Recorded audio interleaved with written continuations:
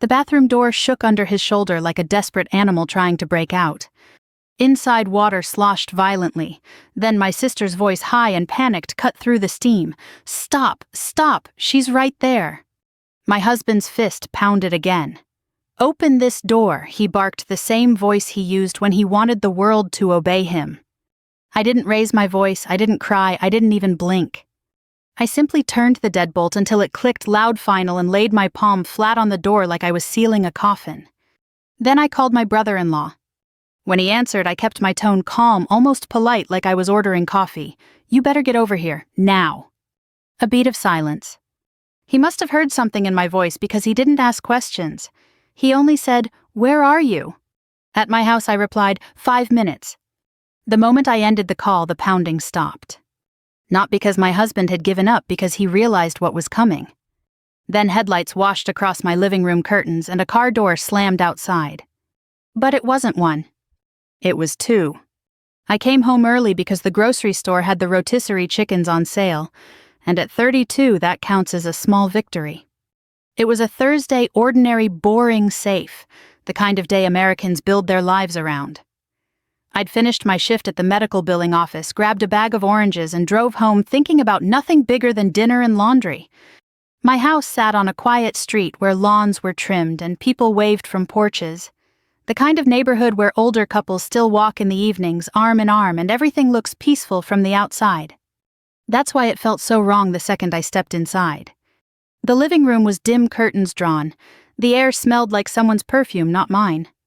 I heard water running down the hall, the steady hiss of the shower. At first I thought maybe my husband Mark was homesick, but then I heard laughter. A woman's laugh. Soft, familiar. My stomach tightened so fast I tasted metal. I walked down the hallway slowly, each step louder than it should have been. The bathroom door was cracked open, light spilling out. Steam curled into the hall like a warning. I pushed the door wider, and there they were. Mark was in the bathtub. My sister Tessa was in there with him, hair damp, shoulders bare, laughing like this was some harmless secret. For a half-second, my brain refused to translate what my eyes were seeing. It was like watching someone else's life through a window. Then Tessa saw me. Her smile dropped.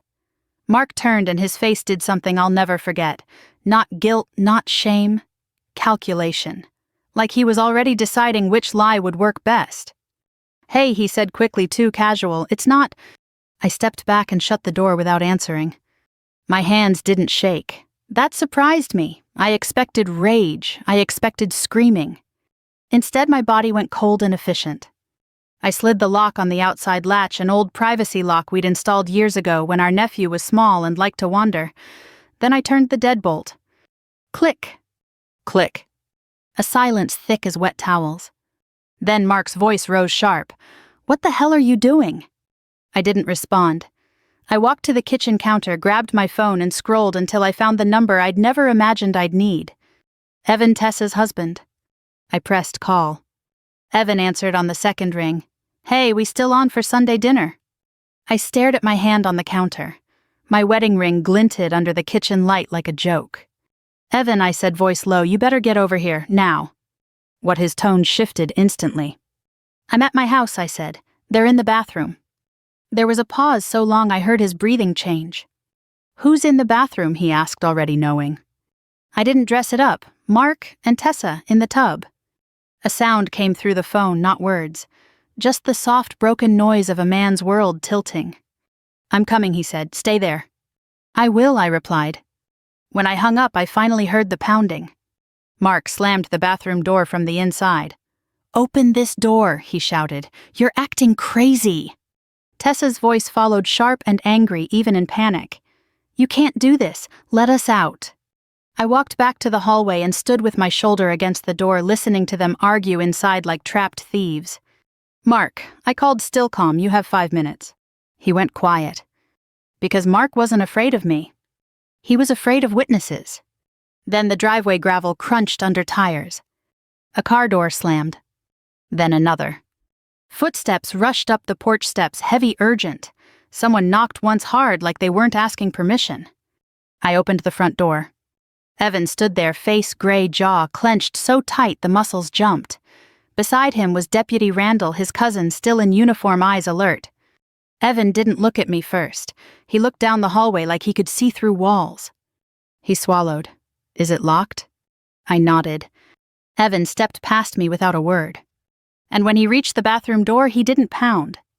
He leaned close, voice so quiet it sounded deadly. "Tessa," he said, "open the door. Or I will." Evan's voice through the door was so low it felt dangerous. "Tessa," he said, "open it, right now." Inside, frantic shuffling, Mark hissing, "Get dressed like this was a small inconvenience instead of a life burning down." Then my sister's voice, sweet, pleading, floated through the steam. "Evan, don't do this." Deputy Randall stepped closer. "Ma'am, open the door." For a long beat, nothing. Then the inside lock clicked. The knob turned. The door cracked open and humid air rolled into the hall. Mark appeared first, wrapped in my robe, hair, damp eyes, already rehearsing innocence. Behind him, Tessa clutched my towel to her bare shoulders, mascara smudged like she'd tried to cry on command. Evan stared at them like he'd walked into the wrong house. Mark forced a laugh. "Evan, buddy, this isn't what it—" "Say it," Evan cut in, eyes on Tessa. "Tell me." Tessa's lips trembled. She glanced at me once like I was supposed to rescue her from the consequences. "It was stupid," she whispered. Evan's voice cracked. "Stupid is forgetting milk. This is a bathtub." Mark stepped forward. "Everybody needs to calm down." Deputy Randall's tone stayed even. "Sir, keep your hands where I can see them." I didn't scream. I didn't beg. I just pointed down the hall. "Out," I said, "both of you." Mark blinked, offended. "You can't kick me out of my own house." Evan turned on him. "Don't say own like she's not standing right here." Deputy Randall lifted his phone. "I'm documenting what I see." He captured the open bathroom door, the steam, the robe, the towel, the timestamp, boring details that become priceless when people start lying. Mark's gaze flicked past us toward the living room, toward the desk where our paperwork lived. That split-second glance told me everything he was already thinking about: accounts, documents, what he could hide. Evan's voice came out ragged. "How long?" Tessa shook her head, crying harder. "Evan, please." "How long?" he repeated. Mark tried to cut in. "This is between me and my wife." Evan looked at him with pure disgust. "No," he said. "It's between you and every person you decided didn't matter." Tessa's shoulders slumped. "Since spring," she whispered. Spring. That meant months of Sunday dinners, holidays, smiles across tables, Tessa kissing Evan's cheek while Mark carved the roast like a decent man. Something in me went quiet, like my heart locked itself in a room so I could keep standing. Evan swallowed hard, then faced Tessa. "Pack a bag," he said. "You're not coming home tonight." Deputy Randall shifted his weight toward Mark. "Sir," he said, "you're leaving the residence for now. Go gather essentials, nothing else." Mark opened his mouth to argue, then closed it when the deputy's hand rested near his radio. Mark turned to me, voice dropping into that tone he used when he wanted to win. "We can handle this privately," he said. "No lawyers." I met his eyes, too late. His mouth hardened. "You think you're going to take me for everything?" Then my phone buzzed, one sharp alert from our bank app. A transfer pending. Mark's eyes flicked to my screen, and the smallest smile touched his mouth like he'd been waiting for that moment. "Listen carefully," he said. "Cheating doesn't mean you get the house. This is a no-fault state. Half is half. And if you try to ruin me, I'll make sure you walk away with nothing." The threat hung in the hallway thick as the steam still spilling from the bathroom. Deputy Randall's eyes narrowed. "Sir, that's enough." But Mark kept going because he thought fear was a leash. "I know where every dollar is," he said. "I know what you can prove, and I know what you can't." Evan's hands curled into fists, then loosened like he was forcing himself to stay human. "You're still lying," he whispered. Mark's smile was thin. "I'm protecting myself," he said. And in that moment I understood with icy clarity the bathtub was only the beginning. The real fight was going to be what came after. Mark left that night with a duffel bag and a smirk he tried to hide behind hurt feelings. Tessa left wrapped in Evan's jacket, sobbing like she'd been the one betrayed. And the moment the door shut behind them, my house went quiet. In a way that didn't feel peaceful, it felt emptied out, like someone had stolen the air. I sat at the kitchen table and opened my banking app again. The transfer Mark had triggered was still pending. He'd tried to move money right under my nose.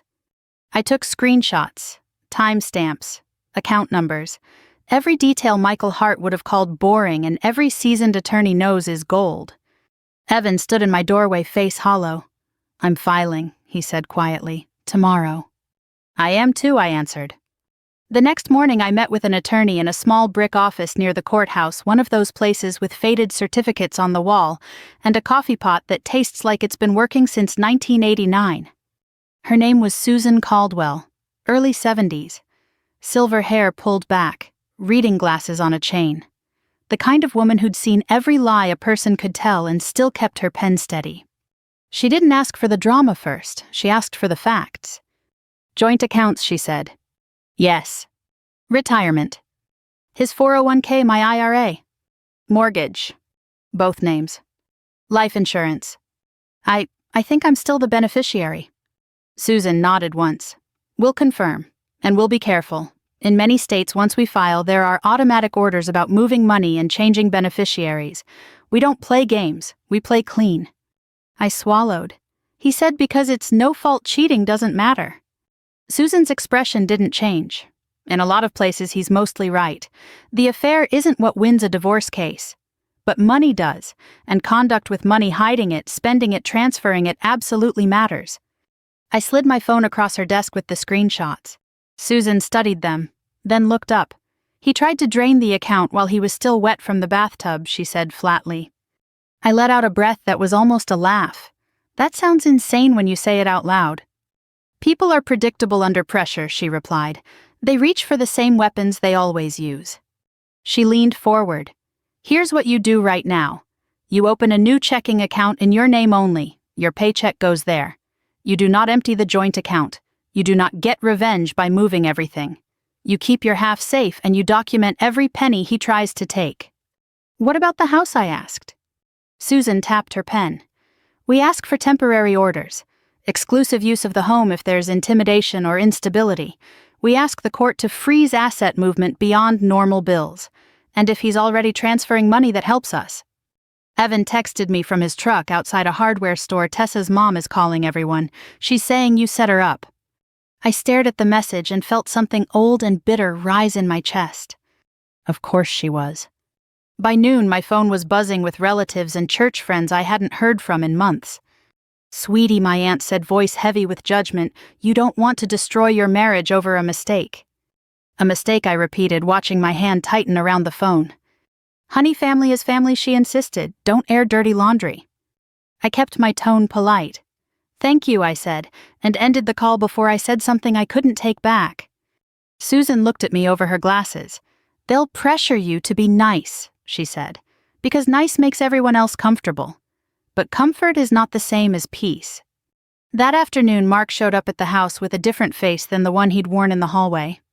He stood on the porch holding roses like it was a movie scene. His voice was soft. "Can we talk?" Deputy Randall's number was still in my recent calls. I let Mark see me glance at my phone. The roses lowered. Mark's eyes hardened. "So that's what this is," he said.